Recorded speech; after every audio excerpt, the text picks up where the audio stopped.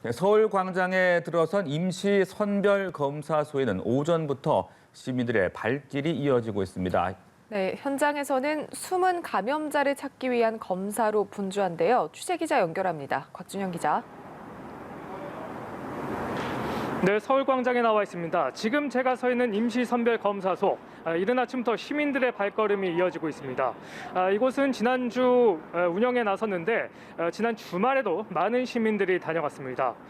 검사소의 운영 시작 시간은 오전 9시입니다. 하지만 이전부터 사람들이 몰렸습니다. 이곳에서는 신속 항원 검사도 같이 진행하고 있는데요. 한 직장인은 출근 전 검사를 받기 위해 오전 8시부터 기다리고 있었다고 밝히기도 했습니다. 지금 줄을 서게 된다면 검사까지 30분 정도 기다려야 할 것으로 보입니다. 이곳의 검사 대상은 모든 시민입니다. 이곳에서는 코로나19 증상이 없어도 검사를 받을 수 있는데요. 보건소로부터 확진자와 동선이 겹친다는 연락을 따로 받지 않아도 본인이 원한다면 감염 여부를 직접 확인할 수 있습니다. 또 무료로 검사를 받을 수 있는 만큼 비용에 대한 부담도 없습니다. 아울러 검사자의 연락처만 알리면 되고 익명으로 진행되기 때문에 개인정보 노출을 꺼려하는 시민들도 걱정을 덜 수 있습니다.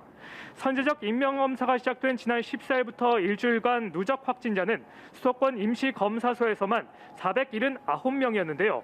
전문가들은 이를 두고 숨어있는 코로나 감염자들을 미리 발견하는 데 익명검사가 큰 효과를 보고 있다고 진단했습니다. 이 같은 임시 선별검사소가 전국적으로 확대될 가능성이 높다고요? 네, 그렇습니다. 당장 오늘부터 부산 시내 곳곳에서 임시 선별 검사소가 마련이 됩니다.